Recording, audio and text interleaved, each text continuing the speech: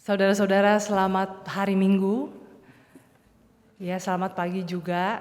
Dan saudara-saudara, hari ini saya mau bercerita tentang sebuah khotbah yang pernah saya lihat. Jadi ini khotbah orang, saya ceritakan dalam khotbah karena bukan original pemikiran saya. Jadi ada seorang pendeta yang khotbah. Lalu dia bertanya kepada jemaatnya, saudara-saudara, kalau saudara dapat uang 1 miliar, saudara mau pakai buat apa? Saudara-saudara mau pakai buat apa kalau dapat uang 1 miliar? Banyak lah ya. Mungkin ada yang mau beli mobil baru, ada yang mau buat bayar utang, mungkin ada yang mau buat beli rumah atau DP dan sebagainya. Nah, saudara, lalu pendeta itu bilang, kalau saya dapat 1 miliar, saya akan bagikan untuk orang-orang miskin. Wah, terus nanti Pak Pendeta dapat apa? Dia bilang, ya nanti saya menghayal lagi. Kan sama-sama lagi menghayal gitu ya. Saudara-saudara lagi menghayal aja gitu ya. Kita mau pakai buat apa, orang duitnya juga nggak ada, cuma menghayal. Tapi saudara-saudara sebetulnya nih, kita sebagai anak-anak Tuhan, kita tuh punya kuasa untuk bisa bukan hanya menghayal tetapi meminta. Ya, kalau niat kita baik. Kalau apa yang kita minta digunakan untuk kebaikan. Apa saja yang kamu minta dalam namaku akan diberikan. Nah, saudara-saudara, ini saya berbicara gini bukan mau bicara soal teologi sukses, jauh dari itu. Tapi justru saya mau mengajak kita untuk bicara soal punya mental sebagai anak-anak Tuhan, sebagai pewaris kerajaan Allah, dan bagaimana kita hidup dalam kuasa pemeliharaan Tuhan. Saudara-saudara, tema kita hari ini tadi sudah saya katakan di awal ibadah, memiliki tapi tidak melekat. Jadi sebetulnya di situ udah dikatakan bahwa bukannya kita sebagai orang percaya, orang anak Tuhan gak boleh memiliki. Gak boleh punya harta, karena tadi dikatakan kalau kamu punya harta milik, jual bagikan pada orang miskin sebagai sedekah. Bukan berarti tidak boleh, tetapi kita tidak melekat pada kepemilikan itu. Dan ini sebetulnya kunci untuk menjalani kehidupan adalah bagaimana kita bisa menjadi orang yang berhasil, tetapi kita tidak melekat. Kita menjadi orang yang berhasil di mata dunia, tetapi kita tidak didefinisikan oleh dunia tentang siapa identitas kita. Sehingga kalau prestasi kita, jabatan kita, kepemilikan kita, bahkan orang-orang yang kita kasihi itu tidak lagi ada dalam hidup kita, kita tetap menjadi diri kita, yaitu anak Tuhan. Saudara-saudara, sebagai anak Tuhan kita perlu menjadi orang yang disukai.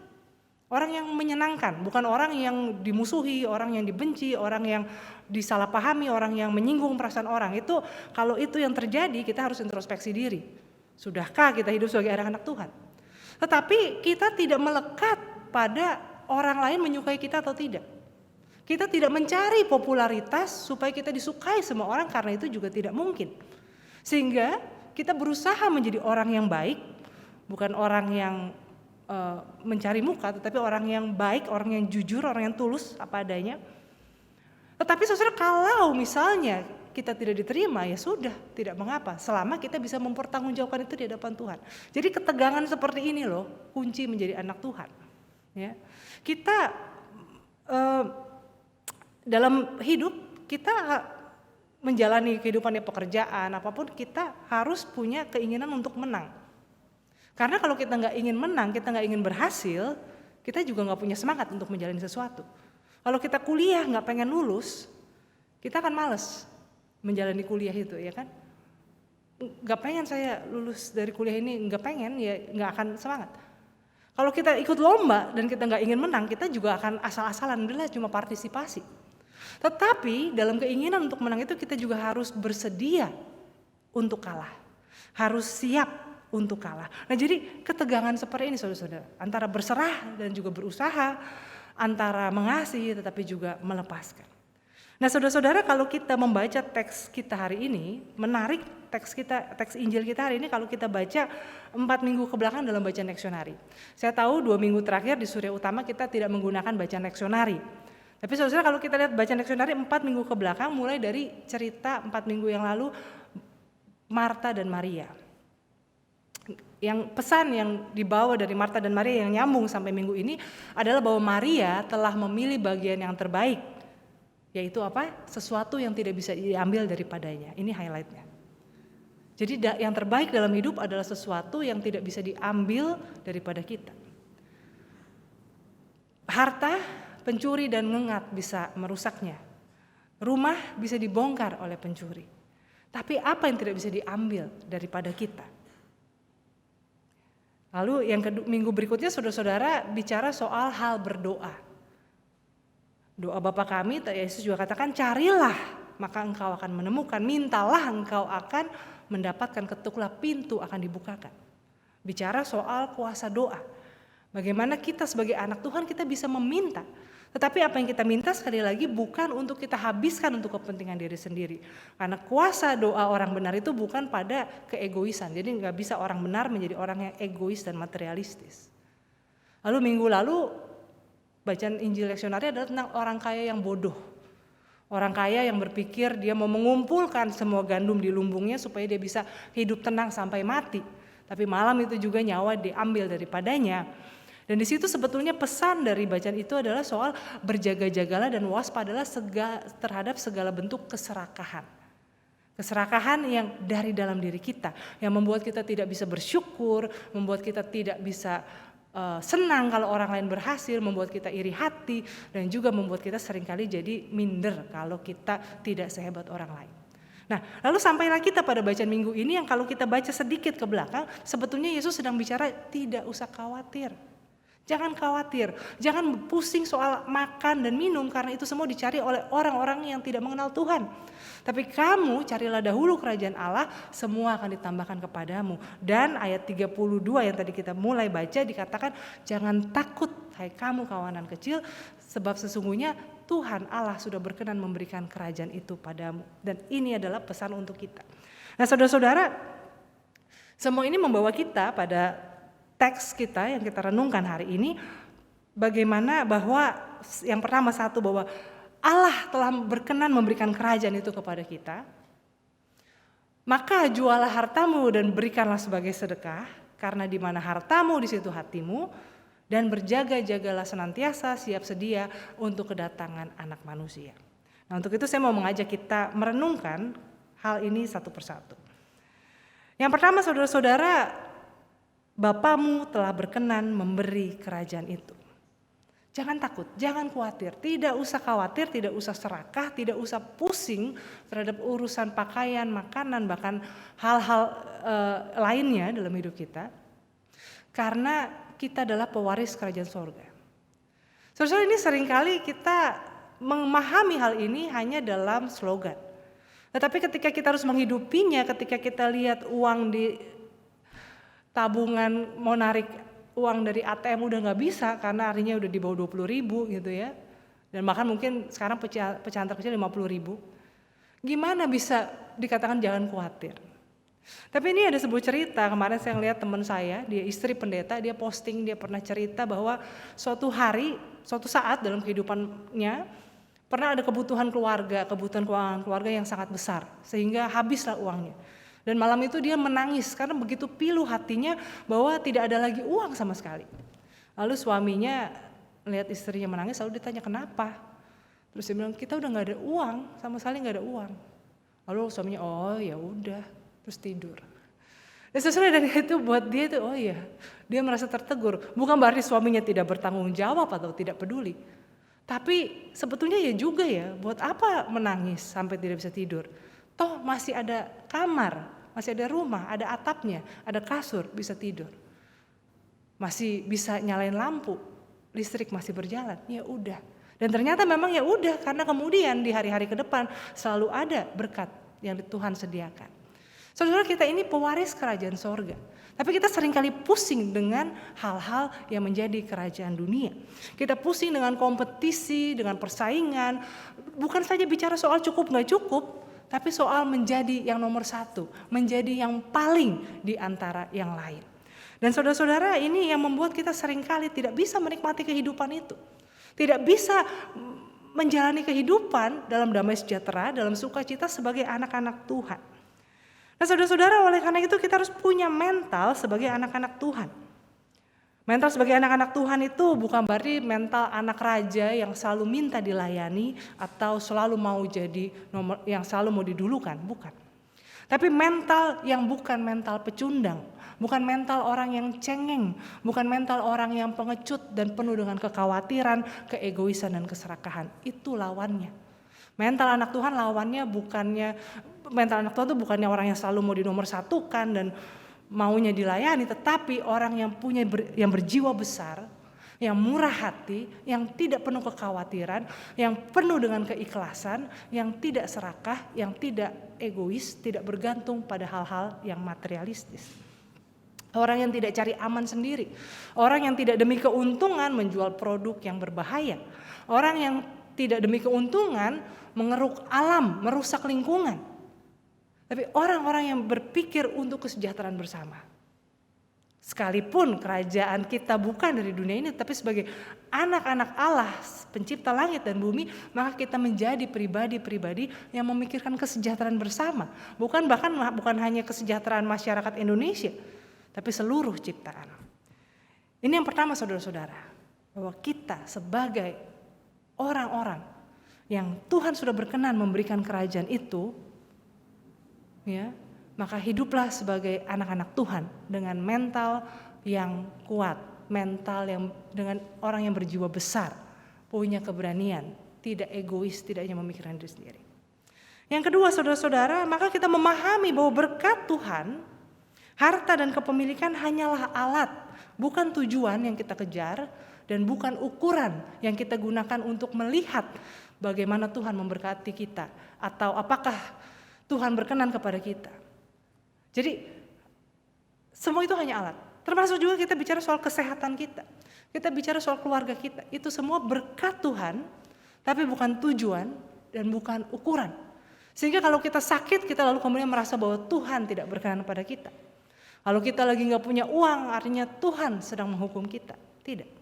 Itu semua adalah alat yang kita gunakan untuk mendirikan kerajaan Allah. Untuk membuat dampak kehadiran, membuat dampak kasih dan kuasa Tuhan melalui hidup kita. Nah, oleh karena itu maka yang lebih menentukan bukan jumlahnya atau bukan seberapa sehat kita, seberapa kuat kita lari, seberapa kuat kita naik gunung, bukan itu. Tetapi bagaimana kita menggunakan berkat itu untuk hal-hal yang bicara soal generosity, kemurahan hati. Karena dikatakan jualah segala milikmu, berikanlah sedekah. Ini ada yang melakukannya secara harafiah, ada orang-orang yang meninggalkan segala sesuatu untuk hidup menjadi misionaris, mereka menjadi pastor, mereka meninggalkan segala sesuatu. Ada yang melakukan itu secara harafiah. Mungkin kita tidak perlu melakukan itu secara harafiah. Tetapi bagaimana kita tetap secara harafiah menggunakan berkat Tuhan untuk kemurahan hati, untuk kebaikan sesama, untuk menolong sesama kita manusia. Jangan sebaliknya kita menggunakan manusia untuk memperkaya diri sendiri. Love people, use your money. Jangan use people and love money. Saudara-saudara, tapi yang seringkali terjadi begitu ya. Kita gak peduli sikut sana sikut sini. Kita menekan upah buruh, kita gak peduli dengan kesejahteraan masyarakat. Yang penting kita bertambah kaya. Tapi sebagai anak-anak kerajaan sorga, yang punya mental berjiwa besar, seperti yang pertama tadi, maka gunakanlah alat berkat Tuhan itu untuk kemurahan hati, untuk kebaikan bersama. Yang kedua, saudara, juga untuk kebaikan diri sendiri. Gunakan berkat Tuhan itu untuk kebaikan kita. Kalau bisa beli makanan yang sehat, walaupun mahal sedikit, belilah. Jangan demi duit gak keluar lalu makan sembarangan. Makannya mie instan terus gitu ya, hemat. Atau pokoknya ya inilah nggak menjaga kesehatan gitu. Yang penting pokoknya hemat gitu ya. Jangan terlalu begitulah. Itu berkat itu untuk dinikmati dan nggak akan dibawa mati. Termasuk juga saudara untuk mental health. Mental health saya nggak ngomongin soal healing pergi jalan-jalan ya. Tapi ini seringkali yang membuat rusuh dalam kehidupan rumah tangga, keluarga, anak-anak besar di tengah orang tuanya berantem urusan duit. Padahal duitnya kadang-kadang ada, cuma karena lebih sayang sama duitnya daripada pada kewarasan dan kedamaian di rumah.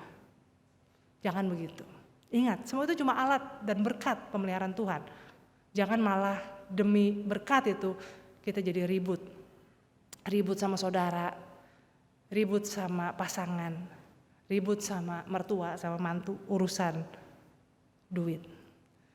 Dan juga yang ketiga, saudara-saudara, ini masih 2C jadinya ya, bahwa harta sebagai alat itu, alat untuk apa? Untuk menjaga dignity dan integrity kita.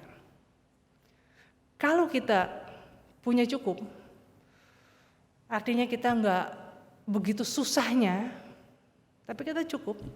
Kita nggak perlu menjual harga diri kita, menukar keyakinan kita, menukar iman kita untuk melakukan hal-hal yang tidak sesuai dengan perintah Tuhan, tidak sesuai dengan hati nurani.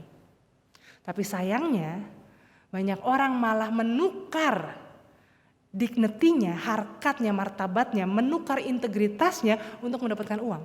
Padahal berkat itu Tuhan berikan supaya kita punya kekuatan untuk mengatakan sorry, saya nggak mau melakukan itu. Tapi banyak orang demi sesuatu ini, sejumlah uang atau segenggam berlian atau apapun itu, menukar integritasnya, martabatnya demi itu. Padahal itu semua Tuhan berikan supaya kita nggak perlu merendahkan diri gitu ya demi bisa makan. Tapi kadang-kadang bukan demi bisa makan, kadang-kadang demi bisa naik mobil mewah, demi bisa punya berlian dan sebagainya. Artinya sekali lagi ini bicara soal keserakahan. Yang ketiga, saudara-saudara, pesan dari bacaan kita hari ini adalah bahwa kita tidak dapat mengabdi pada dua Tuhan karena di mana hartamu di situ hatimu. Sementara kita diminta untuk mengarahkan hati kepada Tuhan. Dan kemudian juga dikatakan bahwa berjaga-jaga dan siap sedialah untuk menantikan kedatangan anak manusia. Saudara, kalau hati kita melekat pada berkat Tuhan, hati kita melekat pada sesuatu yang mestinya jadi alat, bukan tujuan dan bukan ukuran, maka gak mungkin hati kita pada saat yang bersamaan melekat pada Sang Pemberi berkat. Tidak mungkin hati kita melekat pada tujuan-tujuan mulia yang Tuhan ingin kita lakukan pada panggilan Tuhan. Ya, dan ini yang seringkali membuat orang tidak bisa menjalani hidup sesuai mengikuti panggilannya karena dia khawatir tidak cukup. Khawatir akan apa yang menjadi penerimaan orang-orang yang ada dalam hidupnya, khawatir dimusuhi, khawatir mengecewakan orang tuanya. Makanya minggu depan bacaan leksionari adalah tentang Tuhan datang untuk membawa pemisahan. Jadi kalau ada orang yang berkata siap mengikut Tuhan tapi masih mau ngurusin orang tuanya, Tuhan katakan dia belum siap untuk kerajaan Allah. Ketidakmelekatan kita itu bukan hanya pada harta tetapi juga pada persetujuan manusia, pada penerimaan orang-orang di sekitar kita. Dan kita tidak bisa melayani Tuhan, mengarahkan hati kepada Tuhan kalau hati kita masih mencari persetujuan, penerimaan, pengakuan, dan apalagi melekat pada harta. Saudara-saudara, sekali lagi bukan berarti kita nggak boleh mendapat dukungan dari orang-orang dalam hidup kita. Bukan berarti artinya saya salah jalan ya kalau saya selalu didukung, bukan.